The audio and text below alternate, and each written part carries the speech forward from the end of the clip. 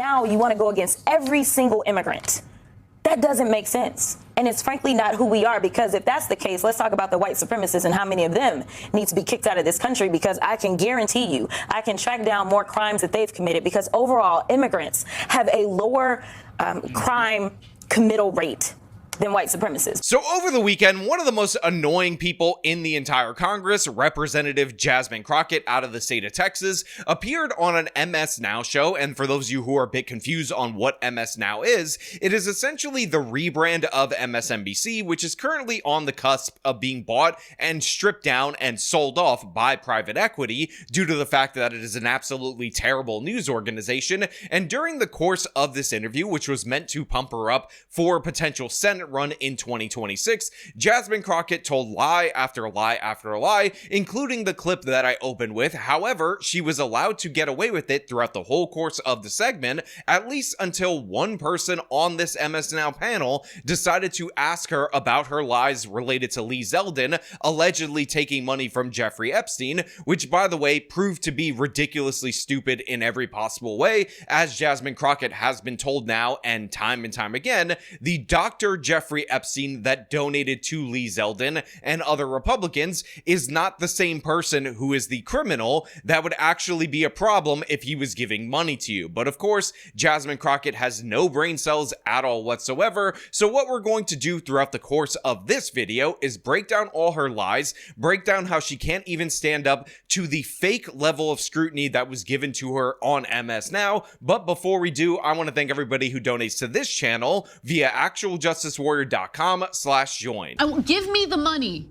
Give me the money. Okay? So for those of you who are a bit confused on why Jasmine Crockett is talking about white supremacy and evil white racists to begin with, the answer should be extraordinarily obvious if you guys have paid attention to how American and Western politics actually work. So of course, just prior to Thanksgiving, an Afghan refugee who was admitted into this country under the Biden administration, post the withdrawal and the fall of the nation of Afghanistan, decided to drive all the way from Washington state to the District of Columbia and shoot two National Guardsmen, and killed one of them, by the way, due to the fact that he was upset about grievances he had against the United States of America, due to the fact that the United States of America treated him extraordinarily well while he was here. Now, of course, there are a lot of people talking about how this person had a renewal in terms of his asylum claim back in April, which would be under the Trump administration. However, a lot of the scrutiny has been put on the Biden administration,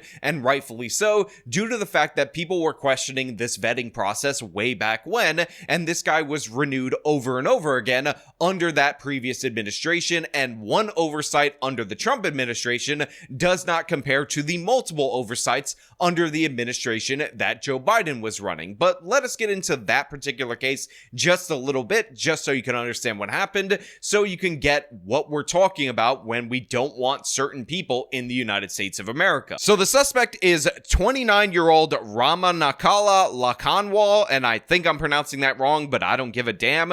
And apparently the reason why he was so angry at the United States of America is due to the fact that he had financial burdens, including not being employed, having an expired work permit, and allegedly struggling to pay rent and feed his starving children. Now look, this is an ABC article that's talking about how he was trying to feed his kids, but in reality he went to murder people who serve our country in the National Guard in what, if it would have happened in Afghanistan, would have been called a blue on green attack. So spare me the sad tale about his 5 children that we admitted into the United States of America on refugee status, and then allowed this guy to get a work permit, and then of course allowed him to live off of our welfare system, as he was definitely getting subsidized by the taxpayer in order to cover the costs of raising his children in this nation, even though he did not appreciate that, and he didn't even bother to work in this nation. So of course he shoots 2 National Guardsmen. They eventually stop him, take him into custody, and one of those National Guardsmen dies. Trump has promised retribution,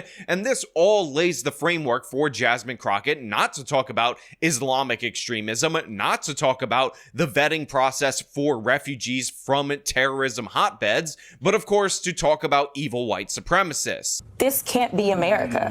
But obviously in Trump's America, this is exactly what he wants. And And the idea that one person can get out of line and commit such a horrific crime as shooting two National Guardsmen that never, ever asked to be here. In fact, we know the young lady that lost her life specifically, we're saying that this is a waste of time. But now you want to go against every single immigrant. That doesn't make sense. And it's frankly not who we are, because if that's the case, let's talk about the white supremacists and how many of them need to be kicked out of this country, because I can guarantee you I can track down more crimes that they've committed, because overall immigrants have a lower crime committal rate than white supremacists. So this is nonsense for a number of reasons. First and foremost, there are just not that many extremist attacks in the United States of America compared to overall crimes, so it would be ridiculous to say that white supremacists or any terror group actually outperforms an entire demographic in terms of criminality. And of course, the implication in Crockett's statement is somehow we're going soft on these evil white racists when they commit crimes, when in reality, these people face the most severe consequences. And again, people will often point to this chart from Cato that talks about deaths from extremism, and they'll say, look, right-wing extremism, which often gets substituted for white supremacist extremism, makes up the majority according to this chart, even though this chart excludes September 11th, but doesn't exclude Oklahoma City, even though a huge portion of the deaths in this chart are from Oklahoma City, and that's one instance. However, 9/11 gets excluded because that one instance would skew the numbers. In addition to that, white people represent about 63% of today's America, and the extremism on this particular chart from the right is about equivalent per capita to the population of white people in the United States of America. Now, of course, back when the chart started, back in 1975, the white population was over 90% of the population in this country, so right-wing extremism is actually underrepresented. But even if we take the most generous view of this Cato study, what we ultimately end up finding, and I talked about this in a previous video on this channel, is that Muslims, who represent 1% of the population, actually represent a huge portion of the extremist attacks, 24 times about their population in terms of terrorist attacks. So yes, per capita, they are a significantly higher threat. But Jasmine Crockett, not even smart enough to make this claim, this statistical manipulation that we see commonly, she decided to go with immigrants commit less crimes than white supremacists, which is just absurd because there are millions of immigrants. They have committed hundreds of thousands of crimes each and every year, and the idea that in raw numbers they would be less than white supremacist extremists is absurd and insane and ridiculous. In addition to that, as I pointed out time and time again, almost no state, almost no municipality in this nation records immigration status when they're actually arresting people. And in addition to that, we also measure crimes via the National Crime Victimization Survey, which asks victims if they have been the victims of crimes. And you know what? While this is great for determining the racial makeup and the gender makeup of the criminals, because if you get attacked by a black guy and we ask you who attacked you and you say a black male, that's easy for us to be able to actually document. But again, the victimization surveys are basically useless in terms of capturing immigration status data, because while you might know the look of the person who committed a crime against you, the fact is you likely don't know their immigration status just from looking at them, and that's not even a question on the National Crime Victimization Survey. So an arrest, which is one of our worst ways to measure criminality because not every crime results in an arrest, people are not tracking the data of immigration status. But then when we have reports, the reports don't include immigration status because that requires delving into the documentation of the suspect, who again is not necessarily in custody. But then our even better measure of criminality, which is the victimization survey, has absolutely no ability to tell us anything about that. And yet these people come out and lie time and time again about how the data shows us consistently that immigrants are not committing all that many crimes. And again, that lumps in legal and illegal immigrants, which would have different crime rates. So yeah, this is nonsense in every possible way. But again, it's a distraction because somebody of a Muslim background committed a crime. So obviously we have to go to the Norm Macdonald clip. I can't say my friend's name, but he said his biggest fear is that ISIS or some terrorist group like that would get a hold of a dirty bomb and explode it over a major city within the United States and kill tens of millions of people. Because then the blowback against innocent Muslims would be absolutely terrible. Yes. Which, while hilarious, is definitely not a joke, because constantly what we see from these people in the left wing is that they're more upset about the backlash against the community of which the criminal originated from than the crime that was actually committed, which is shameful in every possible way. Also, I want to point out that Jasmine Crockett's talking about how the National Guard shouldn't have been there in the first place. Two National Guardsmen that never ever asked to be here. In fact, we know the young lady that lost her life specifically, we're saying that this is a waste of time. Which again is another tactic in order to deflect responsibility away from the criminal and put it on the evil orange man, which is ridiculous, because the idea that, oh, well, if you deploy the military at some place, at some location, and something bad happens to them, it's not the fault of the criminal that pulled the trigger because he had some, I guess, medical condition that requires him to shoot at guardsmen, drive across the country in order to do so. It's the fault of who deployed them,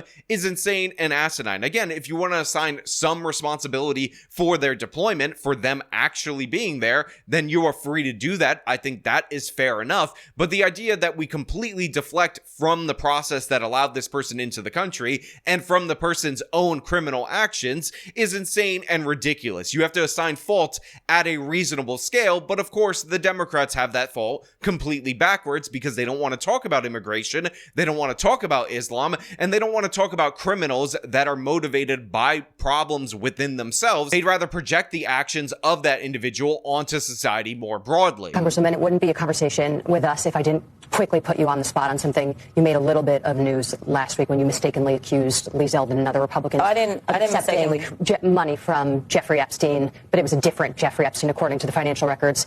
Do you want to I don't want to give you the opportunity to amend that. And I have no amendments. So you have this MSNOW person that is basically asking this question in the softest way humanly possible, even though it was obvious what Jasmine Crockett was doing. She looked through the financial records of Republicans, ended up finding somebody named Jeffrey Epstein that donated to Lee Zeldin. By the way, this was after the criminal Jeffrey Epstein died in prison. So again, it could not have possibly been him.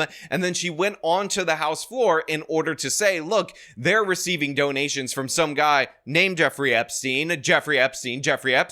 and yeah, they're really terrible because they took money from the guy named Jeffrey Epstein. Yeah, that's who they took money from, and she was called out on this immediately, and she has an incoherent, stupid explanation for this, when in reality, the explanation couldn't be any more obvious. A representative from the U.S. Virgin Islands was receiving text messages directly from Epstein during a congressional hearing where he was feeding her questions and information. She obviously had a close relationship with him. By the way, this representative is a delegate from the Virgin Islands who's a member of the Democratic Party and a black woman. So Jasmine Crockett was trying to deflect from that in order to basically cover up for her association with the real Jeffrey Epstein by throwing out this fake nonsense. But look at the way that Jasmine struggles to respond to this. When I was on the floor, for those that don't know how it works, basically they decided to bring this privilege motion up, and they decided that they wanted to kick Stacey off of her committees because Stacey had received Stacey Plaskett because she had received a donation from Jeffrey Epstein. So Jasmine starts talking about how speaking on the House floor works and how a bill works or whatever, which again is a deflection from reality. And then of course she talks about how this Stacey Plaskett, who's the representative from the Virgin Islands, received a donation from Jeffrey Epstein. However, that wasn't what was at issue. It was her taking directions from him live during a congressional hearing that people had a problem with. He had her personal phone number and was texting her, telling her what to ask, and then she was doing that. So of course we have a lie right here, and Jasmine is going to go on to give the same dumb explanation that we've heard her give related to her messing this up on purpose, by the way, in order to lie, in order to deflect from the reality that her girl was actually associated with Epstein, while trying to deflect that on Republicans. I had maybe 20 minutes. We researched the FEC, and because I like to speak with specificity, that's kind of what comes with being an attorney, I made clear that there was a Jeffrey Epstein. They knew on the other side that I did not have time to actually pull up and actually research especially since that particular one that Lee Zeldin got up in an uproar about was specifically out of the New York area. We know that he was out of that area. So, and this obviously was not done post Jeffrey Epstein's life. So I made sure that I said a Jeffrey Epstein. So yeah, the donation did come through after Jeffrey Epstein died. So Jasmine Crockett's lying right there. And then she's like, oh, well, we found somebody out of the New York area. So we knew that. We had the information right there. Even though, again, wasn't Jeffrey Epstein based out of Florida? That's where he was indicted and actually convicted and given that ridiculously light sentence. So Crockett has no actual explanation for this. And again, even the MSNOW host is getting frustrated with her stupidity. But you were trying to insinuate that it was the Oh, I absolutely was insinuating that it could be possible. That is true. But the point is, I never said that it was that specific one because I did not have the adequate time to do it. And so the Jeffrey Epstein has stepped forward, and that's not like, you know, a normal name. And I think that what would have been problematic is if I would have claimed that, say, that happened and it legitimately never happened. So ultimately, he cleared the record. I have not researched further. I've not talked to this doctor. But you can agree that. So she said she had no time to look this up, only 20 minutes to look it up, even though, again, you could actually see the information on the FEC filings that Jasmine Crockett is referring to. You could see the donations that came through after the death of Jeffrey Epstein. She also says it's an uncommon name. She also is like kind of blaming the guy, Dr. Jeffrey Epstein, who is very unfortunate to share a name with the criminal for, I guess, sharing the name with him. She's like, that's a very uncommon name. Again, Jeffrey is not uncommon at all. Epstein, I'm sure it's more common among Jewish communities. Sounds like a Jewish name to me. I don't understand why she's like, oh, that's very uncommon, blah, blah, blah.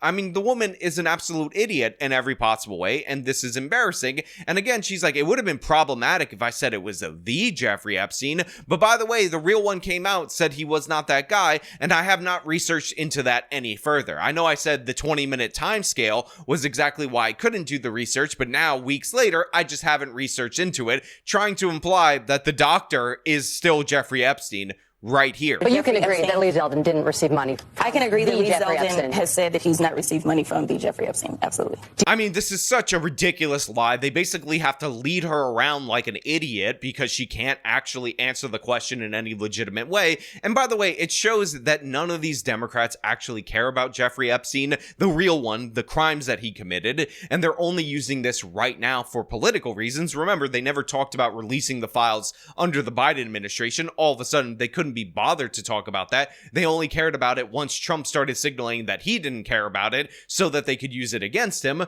But yeah, right here, they're trying to weaponize this, lie about this, not only to attack their political opponents, which is standard, it's politics, everything politicians do is in fact political, but to cover up an actual association and a politician that was taking directions from Jeffrey Epstein. Again, insane, madness in every possible way, and Jasmine Crockett looks like an idiot on this MSNBC interview, and it was so bad that guess what? On the MSNOW YouTube channel, they cut this portion from this 12-minute video. This was just removed because you can't actually sell her as a serious Senate candidate when she is showing you how unserious she actually is. But of course, those are just my thoughts. I want to know what you guys think down in the comments below. As per usual, if you like this video, show them by leaving a like, subscribe for more content, follow me on my social media, support me via the support links in the description of this video. This has been me talking about Jasmine Crockett being full of it and getting called out and melting down on MSNOW of all places. Till next time.